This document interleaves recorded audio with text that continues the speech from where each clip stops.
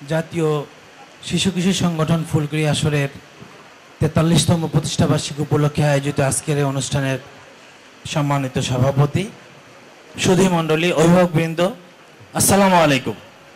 তোমরা যেখানে যেভাবেই থাকো একটা সেবামূলক কাজে অংশগ্রহণ করবে, যত ছোটই হোক। কাউকে হেল্প করে হোক, কাউকে 10টি পয়সা, 1টি টাকা, 5টি টাকা দিয়ে হোক, কাউকে কারো বাজারে ব্যাগ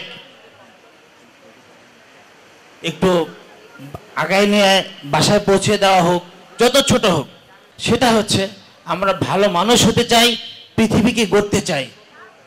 সেজন্য প্রতিদিন আমি নিজের জীবনে আমি আমার নিজেকে সহ বলছি, একটি ভালো কাজ করার জন্য একটা দৃঢ় প্রতিজ্ঞা অর্জন করব।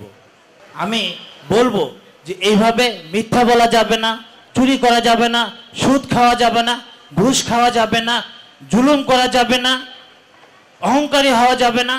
এই যে দোষগুলো আছে সেই দোষগুলি থেকে যেন আমরা ফিরে থাকতে পারি এবং ভালো যে গুণগুলো আছে সেগুলো যেন আমরা অর্জন করতে পারি। ভালো মানুষ হওয়ার জন্য আমরা আজকে আমি সবাইকে এই অনুরোধ আমি আমার নিজেকে সহ বলছি যে আমরা প্রতিদিন হোক, সপ্তাহে একদিন হোক, আমি কি ভালো গুণটা অর্জন করলাম, খারাপ গুণটা থেকে আমি নিজেকে দূরে সরিয়ে রাখলাম, সে ব্যাপারে চিন্তা করে আস্তে আস্তে অগ্রসর হই।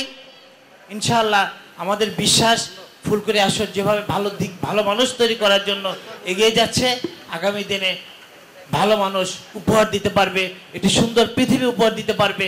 আমাদের প্রাণপ্রিয় জন্মভূমি বাংলাদেশ ভালো নেতৃত্বে আসনে আসীন হয়ে সুন্দর বাংলাদেশ গড়তে পারবে।